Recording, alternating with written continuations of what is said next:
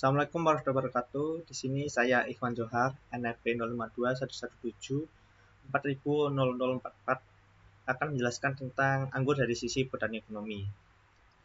Anggur atau yang memiliki nama Latin Vitis vinifera merupakan tanaman yang sudah dibudidayakan sejak tahun 4000 sebelum Masehi di Timur Tengah. Proses pengolahan buah anggur ini baru ditemukan pada tahun 2500 sebelum Masehi oleh bangsa Mesir. Tidak membutuhkan waktu yang lama, dalam waktu yang singkat buah anggur ini sudah tersebar ke berbagai penjuru dunia oleh adanya perjalanan dari Christopher Columbus yang membawa buah ini mengitari dunia. Berikut ini merupakan beberapa jenis anggur yang populer di Indonesia.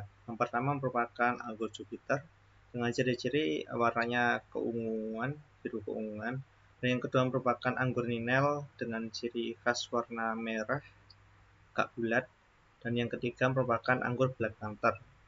Black warnanya hitam, jadi ciri-ciri khususnya dia berwarna kehitaman. Kemudian yang keempat merupakan anggur Julian. Di sini ciri-cirinya dia berwarna hijau.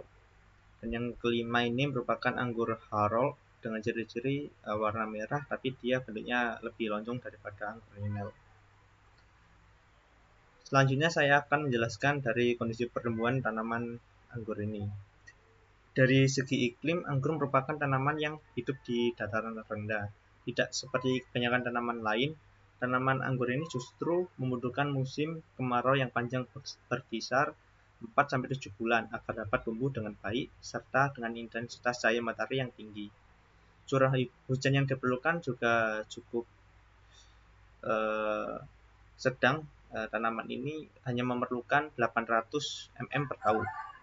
Oleh karena itu, penyiraman yang berlebihan dapat mengganggu proses tumbuhnya tanaman anggur ini. Suhu maksimal yang dapat membuat tanaman ini bertumbuh dengan optimal yaitu 31 derajat, sedangkan suhu minimumnya 23 derajat Celcius.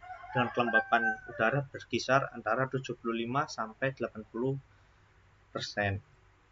Kemudian dari segi media tanam, tanaman anggur ini bisa ditanam di media polybag atau pot, dan juga bisa ditanam di lahan terbuka. Hanya beberapa jenis tanah yang dapat menunjang pertumbuhan tanaman anggur dengan baik. Secara umum, tanah tersebut harus mengandung pasir, lempung yang cukup agar tanaman tidak mengalami transpirasi berlebihan. Selain itu, tanah yang digunakan juga harus subur dan bertekstur gembur agar tanaman mendapat asupan nutrisi dan pasokan udara yang baik. Untuk pH-nya sendiri, tanaman ini bisa tumbuh dengan optimal pada pH yang netral yaitu 7.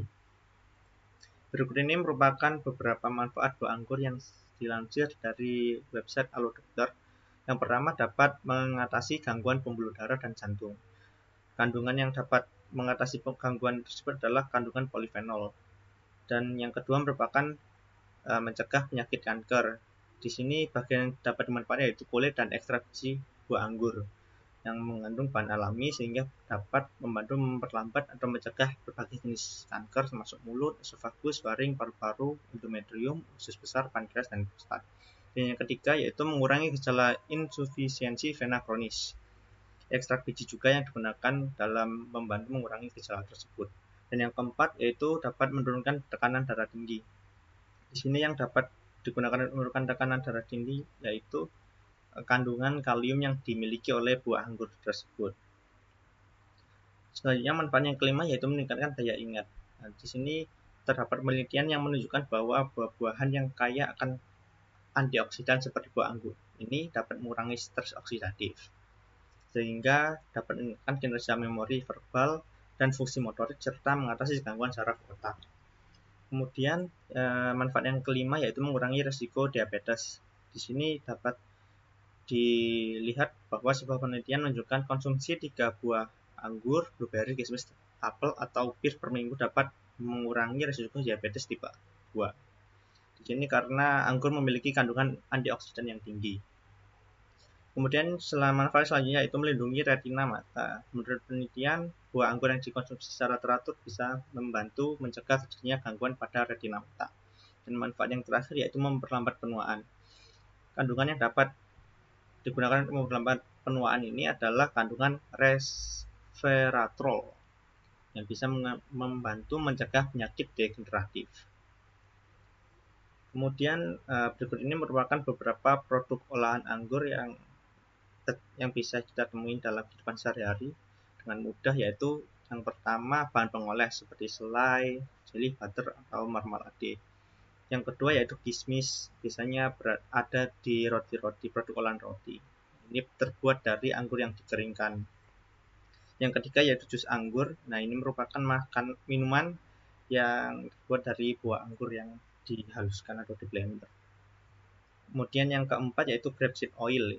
Grapeseed oil merupakan minyak yang terbuat dari biji anggur yang diekstrak. Nah, berikut ini merupakan peluang bisnis dari anggur. Kalau di Indonesia kan iklimnya subtropis. Nah, ini merupakan keuntungan bagi Indonesia untuk membudidayakan tanaman anggur ini. Untuk produksinya tahun 2005 tercatat sekitar 1.700 hektar. Cukup banyak produksi yang ada di Indonesia, sedangkan konsumsinya ini masih tergolong kurang banyak. Nah, sedangkan potensi yang belum dikelola juga masih besar, sebesar 2.000 hektar. Untuk varietasnya di sini Indonesia memiliki 7 varietas unggul. Sedangkan produktivitasnya, keuntungan dari tanaman anggur ini semakin tua, maka semakin tinggi tingkat produktivitasnya. Di sini saya melansir dari Balitgestro litbangpertanian.go.id bahwa satu pohon dapat mencapai 20 hingga 30 kg dan dalam satu tahun bisa 3 kali panen. Dan dengan perhitungan benefit cost ratio, di sini didapatkan angka 1,58 yang berarti usaha ini merupakan usaha tani yang layak. Berikut ini merupakan referensi yang saya gunakan dalam penyusunan materi botani ekonomi anggur ini. Sekian, terima kasih. Kurang lebihnya mohon maaf. Wassalamualaikum warahmatullahi wabarakatuh.